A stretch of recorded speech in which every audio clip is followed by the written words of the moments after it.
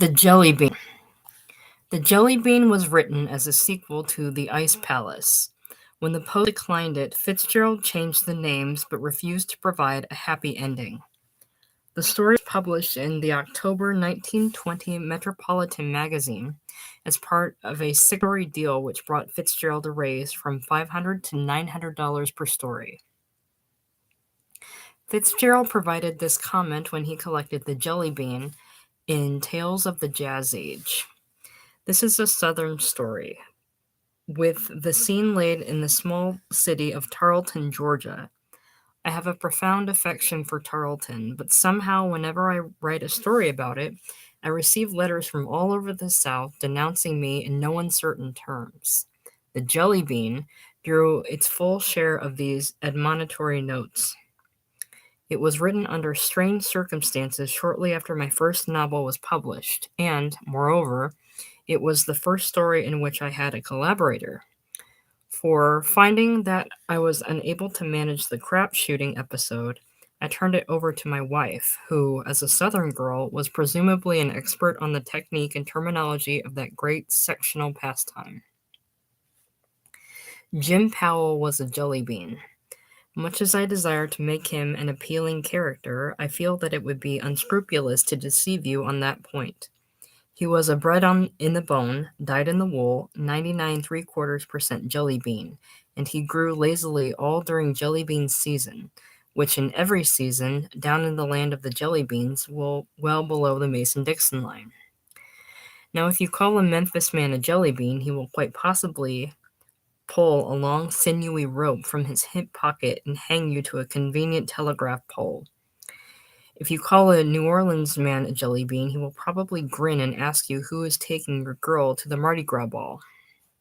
The particular jelly bean patch which produced the protagonist of this history lies somewhere between the two. A little city of 40,000 that has dozed sleepily for 40,000 years in southern Georgia, occasionally stirring in its slumbers and muttering something about a war that took place sometime, somewhere, and that everyone else has forgotten long ago. Jim was a jelly bean. I write that again because it has such a pleasant sound, rather like the beginning of a fairy story, as if Jim were nice. It somehow gives me a picture of him with a round, appetizing face and all sorts of leaves and vegetables growing out of his cap. But Jim was long and thin and bent at the waist from stooping over pool tables, and he was what might have been known in the indiscriminating North as a corner loafer. Jelly bean is the name throughout the undissolved Confederacy for one who spends his life conjugating the verb to idle in the first person singular. I am idling. I have idled. I will idle. Jim was born in a white house on a green corner. It had 4 weather-beaten pillars in front and a great amount of lattice work in the rear that made a cheerful crisscross background for a flowery sun-drenched lawn. Originally, the dwellers in the White House had owned the ground next door and next door to that and next door to that. But this had been so long ago that even Jim's father scarcely remembered it. He had, in fact, thought it a matter of so little moment that when he was dying from a pistol wound got in a brawl, he neglected even to tell little Jim. He was 5 years old and miserably frightened. The White House became a boarding house run by a tight-lipped lady from Macon, whom Jim called Aunt Mamie and detested with all his soul. He became 15, went to high school, wore his hair in black snarls, and was afraid of girls. He hated his home where 4 women and 1 old man prolonged an interminable chatter from summer to summer about what lots the Powell place had originally included and what sort of flowers would be out next. Sometimes the parents of little girls in town, remembering Jim's mother and fancying a resemblance in the dark eyes and hair, invited him to parties, but parties made him shy, and he much preferred sitting on a disconnected axle in Tilly's garage, rolling the bones or exploring his mouth endlessly with a long straw. For pocket money, he picked up odd jobs, and it was due to this that he stopped going to parties. At his third party, little Marjorie Haight had whispered indiscreetly and within hearing distance that he was a boy who brought the groceries sometimes. So instead of the two-step and polka, Jim had learned to throw any number he desired on the dice and had listened to spicy tales of all the shootings that had occurred in the surrounding country during the past 50 years. He became 18. The war broke out and he enlisted as a gob in polished brass in the Charleston Navy Yard for a year. Then, by way of variety, he went north and polished brass in the Brooklyn Navy Yard for a year. When the war was over, he came home. He was 21. His trousers were too short and too tight. He buttoned his shoes. His button shoes were long and narrow. His tie was an alarming conspiracy of purple and pink marvelously scrolled, and over it were two blue eyes faded like a piece of very good old cloth long exposed to the sun. In the twilight of one April evening, when a soft gray had drifted down along the cotton fields and over the sultry town, he was a vague figure leaning against a board fence, whistling and gazing at the moon's rim above the lights of Jackson Street. His mind was working persistently on a problem that had held his attention for an hour. The Jelly Bean had been invited to a party. Back in the days when all the boys had detested all the girls, Clark Darrow and Jim had sat side by side in school. But while Jim's social aspirations had died in that oily air of the garage, Clark had alternately fallen in and out of love, gone to college, taken to drink, given it up, and, in short, become one of the best beaux of the town. Nevertheless, Clark and Jim had retained a friendship that, though casual, was perfectly definite. That afternoon, Clark's ancient Ford had slowed up beside Jim, who was on the sidewalk, and out of a clear sky, Clark had invited him to a party at the country club.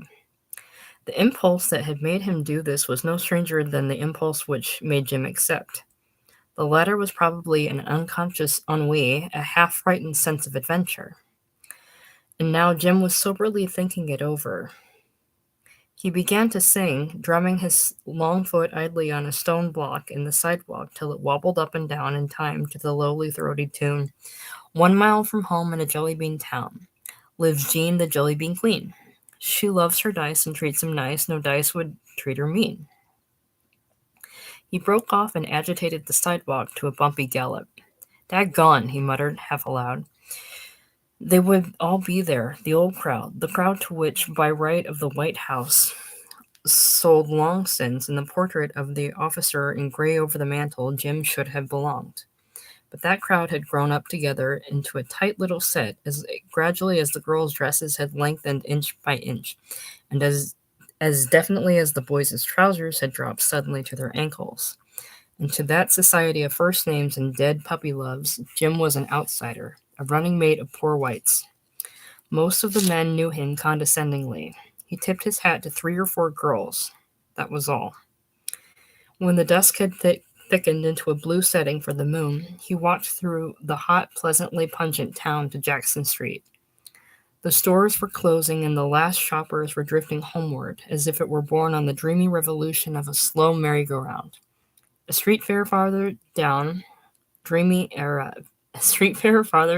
a brilliant alley of vari-colored booths and contributed a blend of music to the night. An oriental dance on the calliope, a melancholy bugle in front of a freak show, a cheerful rendition of Back Home in Tennessee on a hand organ. The Jelly Bean stopped in a store and bought a collar. Then he sauntered along toward Soda Sam's, where he found the usual 3 or 4 cars of a summer evening parked in front, and the little men running back and forth with sundaes and lemonades. "Hello, Jim." It was a voice at his elbow. Joe Ewing sitting in an automobile with Marilyn Wade. Nancy Lamar and a strange man were there in the back seat. The Jelly Bean tipped his hat quickly. "Hi, Ben." Then, after an almost imperceptible pause, "How y'all?" Passing, he ambled on toward the garage where he had a room upstairs. His "how y'all" had been said to Nancy Lamar, to whom he had not spoken in 15 years. Nancy had a mouth like a remembered kiss and shadowy eyes and blue-black hair inherited from her mother, who had been born in Budapest. Jim passed her often in the street, walking small boy fashion with her hands in her pockets, and he knew that With her inseparable Sally Carol Hopper, she had left a trail of broken hearts from Atlanta to New Orleans. For a few fleeting moments, Jim wished he could dance. Then he laughed, and as he reached his door, began to sing softly to himself. Her jelly roll can twist your soul. Her eyes are big and brown. She's the queen of queens of the jelly beans, my Jean of Jellybean Town. At 9:30, Jim and Clark met in front of Soda Sam's and started for the country club in Clark's Ford. Jim, asked Clark casually as they rattled through the jasmine-scented night, how do you keep alive? The jelly bean paused, considered. Well, he said finally, I got a room over Tilly's garage. I help him I help him some with the cars in the afternoon and he gives it to me for free. Sometimes I drive one of his taxis and pick up a little that away. I get fed up doing that regular though. That all? Well, when there's a lot of work I help him by the day. Saturdays usually. And then there's one main source of revenue I don't generally mention. Maybe you don't recollect. I'm about the champion crapshooter of this town. They make me shoot for my cup now because once I get the feel of a pair of dice, they just roll for me. Clark grinned appreciatively. I never could learn to set 'em, so they'd do what I wanted. Wish you'd shoot with Nancy Lamar someday and take all our money away from her. She will roll 'em with the boys, and she loses more than her daddy can afford to give her. I happen to know she sold a good ring last month to pay a debt. The jelly bean was non-committal. The White House on Elm Street still belong to you? Jim shook his head. Sold. Got a pretty penny price, seeing it wasn't in a good part of town. No more. Lawyer told me to put it into Liberty bonds. But Aunt Mamie got so she didn't have no sense, so it takes all the interest to keep her up at Great Farm Sanitarium. I got an old uncle upstate, and I reckon I can go up there if ever I get sure enough for. Nice farm, but not enough people around to work it. He's asked me to come up and help him, but I don't guess I'd take much to do it. Too doggone lonesome.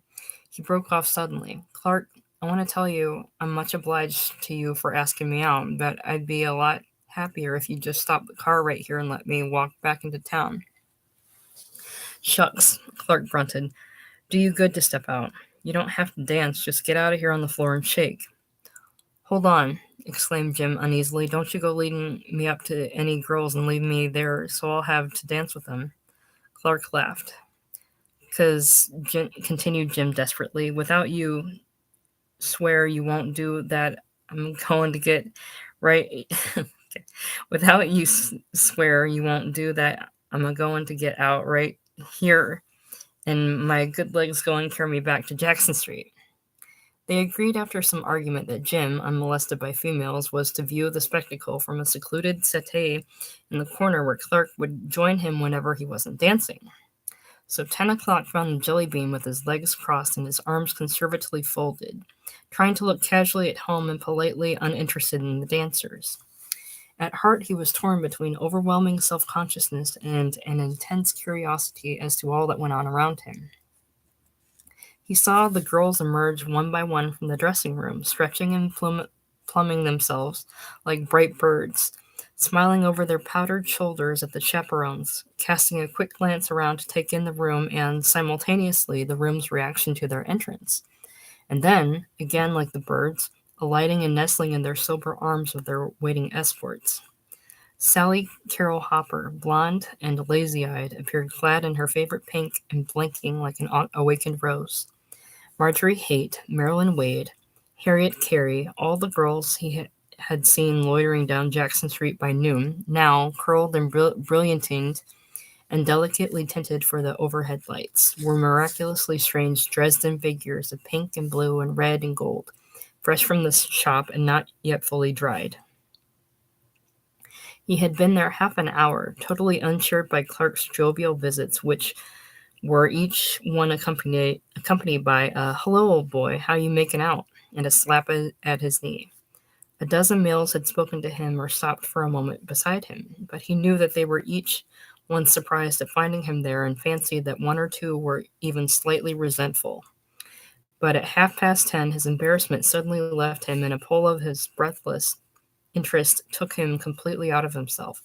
Nancy Lamar had come out of the dressing room.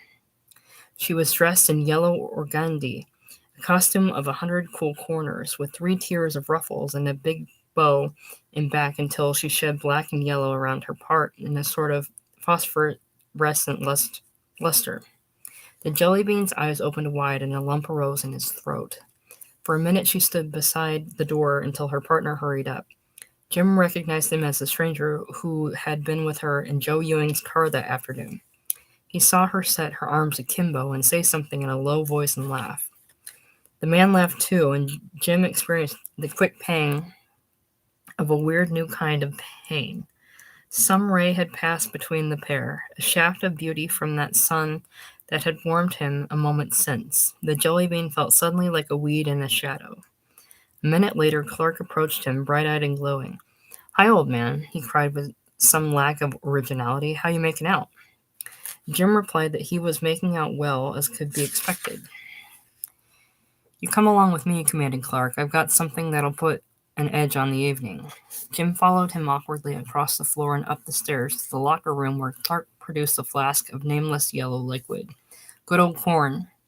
Ginger ale arrived on a tray. Such potent nectar as good old corn needed some dialogue disguised beyond seltzer. "Say, boy," exclaimed Clark breathlessly, "doesn't Nancy Lamar look beautiful?"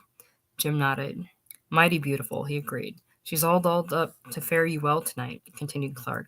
"Notice that fellow she's with? Big fella, white pants?"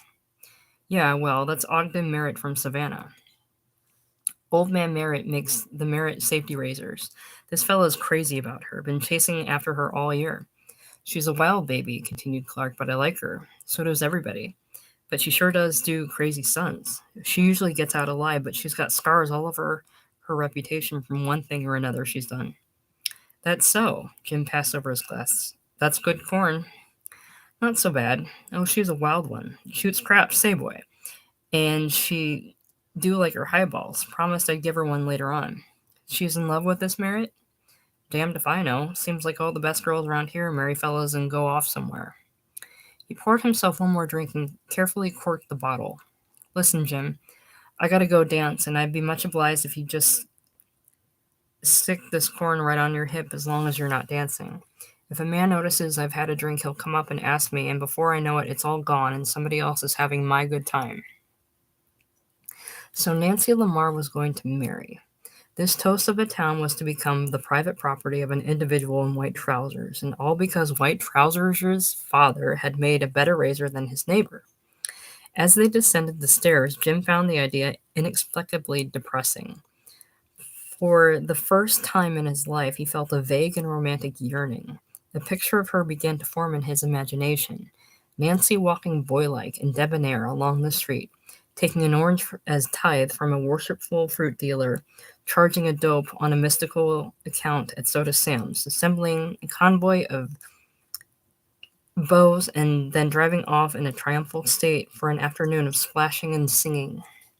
The jelly bean walked out on the porch to a deserted corner, dark between the moon on the lawn and the single lighted door of the ballroom.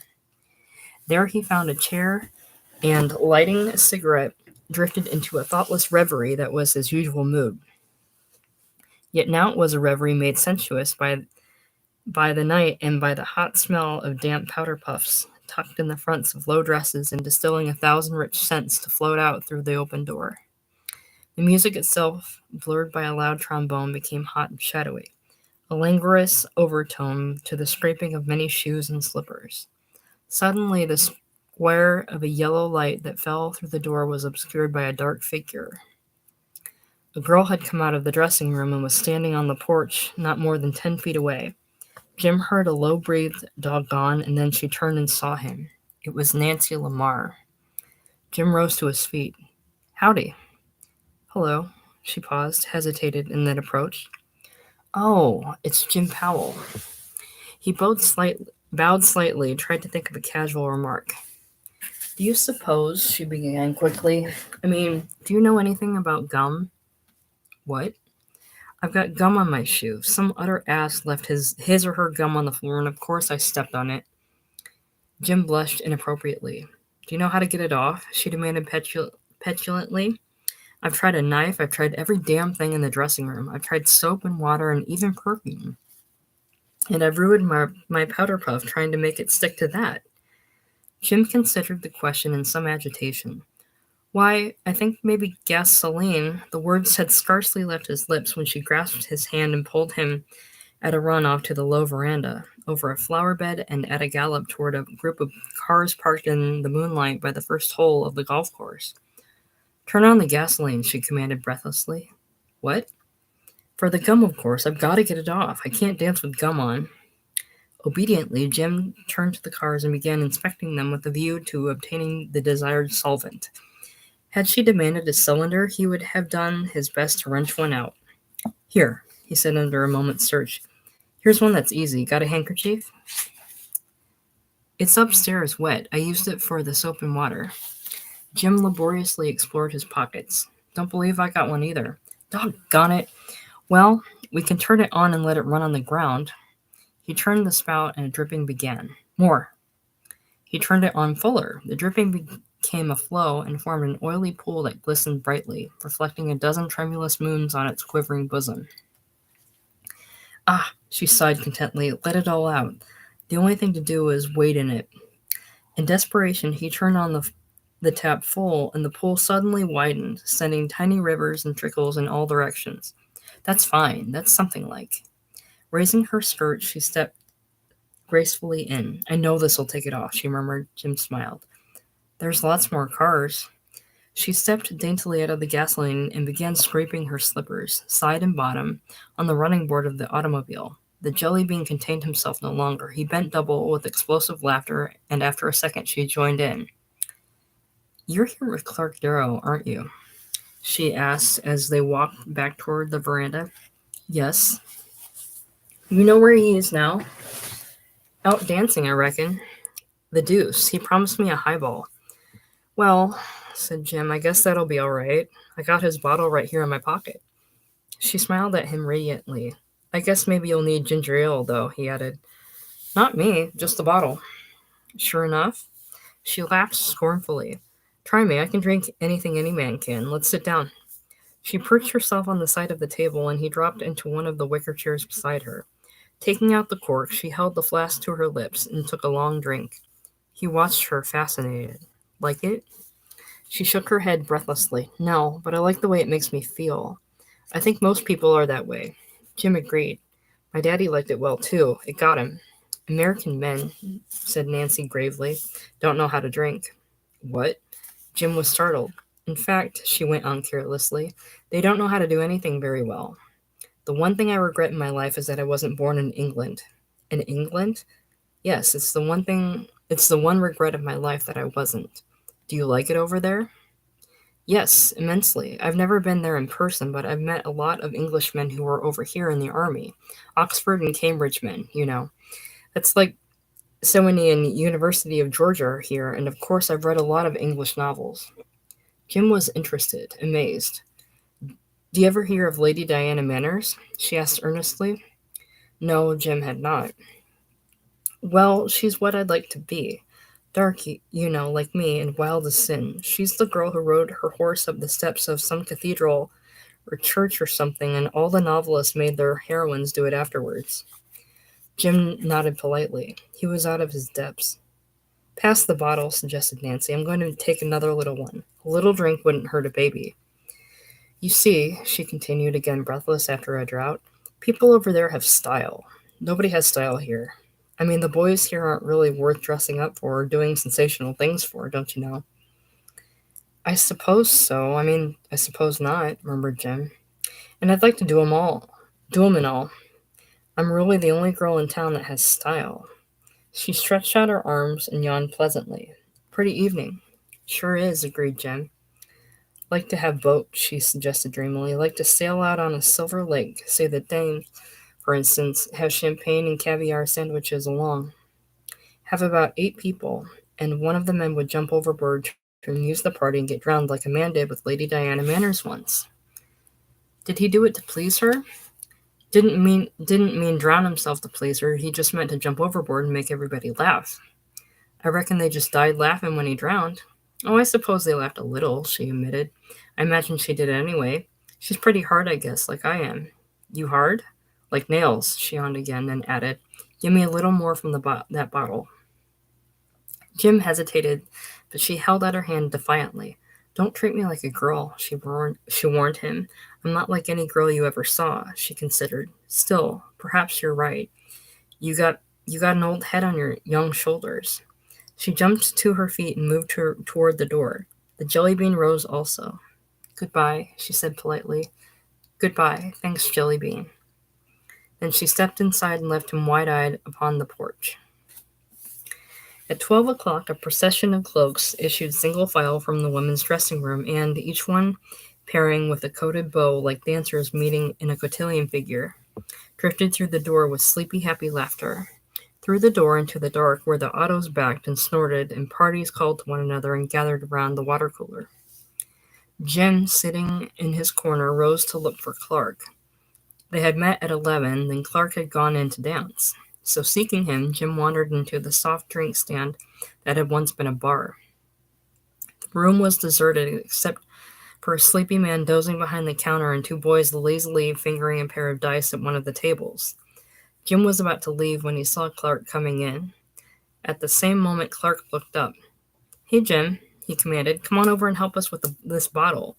I guess there's not much left, but there's one all around. Nancy, the man from Savannah, Marilyn Wade, and Joe Ewing were lolling and laughing in the doorway. Nancy caught Jim's eye and winked at him humorously. They drifted over to a table and, arranging themselves around it, waited for the waiter to bring ginger ale. Jim, faintly ill at ease, turned his eyes to Nancy, who had drifted into a nickel-crack game with the two boys at the next table. Bring them over here, suggested Clark. Joe looked around. We don't want to draw a crowd. It's against club rules. Nobody's around, insisted Clark, except Mr. Taylor, and he's walking up and down like a wild man trying to figure out who let out all the gasoline out of his car. There was a general laugh. I bet Amelia Nancy got something on her shoe again. You can't park when she's around. Oh, Nancy, Mr. Taylor's looking for you. Nancy's cheeks were glowing with excitement over the game. I haven't seen his silly little flivver in 2 weeks. Jim felt a sudden silence. He turned and saw an individual of uncertain age standing in the doorway. Clark's voice punctuated the embarrassment. Won't you join us, Mr. Taylor? Thanks. Mr. Taylor spread his unwelcome presence over a chair. Have two, I guess. I'm waiting till they dig me up some gasoline. Somebody's got a funny with my car. His eyes narrowed and he looked quickly from one to the other. Jim wondered what he had heard from the doorway, tried to remember what had been said. I'm right tonight, Nancy sung out, and my 4 bits is in the ring. Faded, snapped Taylor suddenly. Why, Mr. Taylor, I didn't know you shot craps. Nancy was overjoyed to find that he had seated himself and instantly covered her bet. They had openly disliked each other since the night she had definitely discouraged a series of rather pointed advances. All right, babies, do it for your mama. Just 1 little 7, Nancy was cooing to the dice. She rattled them with a brave, underhanded flourish and rolled them out on the table. Ah, I suspected it. And now again with $1 up. 5 passes to her credit found Taylor a bad loser. She was making it personal, and after each success, Jim watched triumph flutter across her face. She was doubling with each throw. Such luck could scarcely last. Better go easy, he cautioned her timidly. Ah, but watch this one, she whispered. It was 8 on the dice, and she called her number. Little Ada. This time we're going south. Ada from Decatur rolled over the table. Nancy was flushed and half hysterical, but her luck was holding. She drove the pot up and up, refusing to drag. Taylor was drumming with his fingers on the table, but he was in to stay. Then Nancy tried for a 10 and lost the dice. Taylor seized them avidly. He shot in silence, and in the hush of excitement, the clatter of one pass after another on the table was the only sound. Now Nancy had the dice again, but her luck had broken. An hour passed. Back and forth it went. Taylor had been at it again and again and again. They were even at last. Nancy lost her ultimate $5. Will you take my check, she said quickly, for 50 and we'll shoot it all? Her voice was a little unsteady, and her hand shook as she reached to the money. Clark exchanged an uncertain but alarmed glance with Joe Ewing. Taylor shot again. He had Nancy's check. How about another, she said wildly. Just about any bank will do. Money everywhere, as a matter of fact. Jim understood the good old corn he had given her, the good old corn she had taken since. He wished he dared interfere. A girl of that age and position would hardly have two bank accounts. When the clock struck 2, he contained himself no longer. May I? Can't you let me roll 'em for you? He suggested, his low, lazy voice a little strained. Suddenly sleepy and listless, Nancy flung the dice down before him. All right, old boy. As Lady Diana Manners says, shoot 'em, Jellybean. My luck's gone. Mr. Taylor, said Jim carelessly, we'll shoot for one of those there checks against the cash. Half an hour later, Nancy swayed forward and clapped him on the back. Stole my luck, you did. She was nodding her head sagely. Jim swept up the last check and, putting it with the others, tore them into confetti and scattered them on the floor. Someone started singing, and Nancy, kicking her chair backward, rose to her feet. Ladies and gentlemen, she announced. Ladies, that's you, Marilyn. I want to tell the world that Mr. Jim Powell, who was well-known jellybean of this city, is an exception to a great rule, lucky in dice and lucky in love.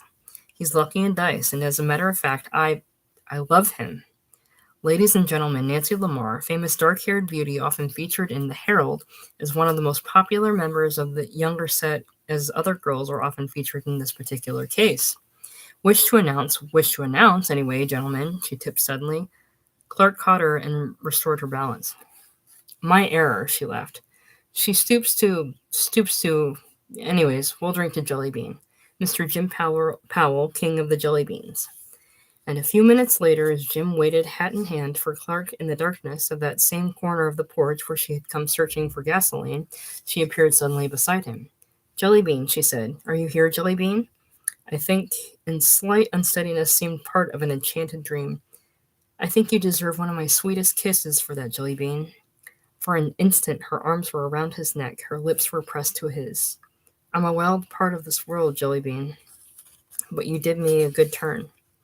Then she was gone, down the porch, over the cricket-loud lawn. Jim saw Merritt come out the front door, and say something to her angrily. Saw her laugh and, turning away, walk with averted eyes to his cars. Marilyn and Joe followed, singing a drowsy song about a jazz baby. Clark came out and joined Jim on the steps. All pretty lit, I guess, he yawned. Merritt's in a mean mood. He's certainly off Nancy. Over east along the golf course, a faint rug of gray spread itself across the feet of the night. The party in the car had began to chant a chorus as the engine warmed up. Good night, everybody, called Clark. Good night, Clark. Good night. There was a pause, and then a soft, happy voice added, Good night, Jellybean. The car drove off to a burst of singing. A rooster on a farm across the way took up a solitary, mournful crow, and behind him a last-man waiter turned out the porch light. Jim and Clark strolled over toward the Ford, their shoes crunching raucously on the gravel drive. Oh boy, sighed Clark softly, how you can set those dice. It was still too dark for him to see the flush on Jim's thin cheeks, or to know that it was a flush of unfamiliar shame. Over at Tilly's garage, a bleak room echoed all day to the rumble and snorting downstairs and the singing of the washers as they turned on the hose on the cars outside. It was a cheerless square of a room, punctuated with a bed and a battered table on which lay half a dozen books. Joe Miller's Slow Train Through Arkansas, Lucille, in an old edition, very much annotated in an old-fashioned hand, The Eyes of the World by Harold Bell Wright, and an ancient prayer book of the Church of England, with the name Alice Powell and the date 1831 written on the flyleaf. The east, gray when Jellybean entered the garage, became a rich and vivid blue as he turned his solitary electric light. He snapped it out again, and going to the window, rested his elbows on the sill and stared into the deepening morning. With the awakening of his emotions, his first perception was a sense of futility, a dull ache as the utter grayness of his life. A wall had sprung up suddenly around him, hedging him in, a wall as definite and tangible as the white wall of his spare room. And with his perception of this wall, all that had been the romance of his existence, the casualness, the light-hearted improvidence, the miraculous open-handedness of his life faded out. The Jellybean strolling up Jackson Street, humming a lazy song, known at every shop and street stand, crop full of easy greeting and local wit, Sad sometimes for only the sake of sadness in the flight of time that Jellybean was suddenly vanished. The very name was a reproach, a triviality. With a flood of insight, he knew that Merritt must despise him, that even Nancy's kiss in the dawn would have awakened not jealousy, but only a contempt for Nancy's so lowering herself. And on his part, the Jellybean had used her for her a dingy subterfuge learned from the garage. He had been her moral laundry, the stains were his. As the gray became blue, brightened and filled the room, he crossed to his bed and threw himself down on it, gripping the edges fiercely. I love her, he cried aloud. God! As he said this, something gave way within him like a lump melting in his throat. The air cleared and became radiant with dawn, and turning over on his face, he began to sob dully into the pillow. In the sunshine of 3 o'clock, Clark Darrow, chugging painfully along Jackson Street, was hailed by the Jelly Bean, who stood on the curb with his fingers in his vest pockets. Hi, called Clark, bringing his Ford to an astonishing stop alongside. Just get up? Never did go to bed. Felt sort of restless, so I took a long walk this morning out in the country. Just got into town this minute. Should think you would feel restless. I've been feeling that way all day. I'm thinking of leaving town, continued the Jelly Bean, absorbed by his own thoughts.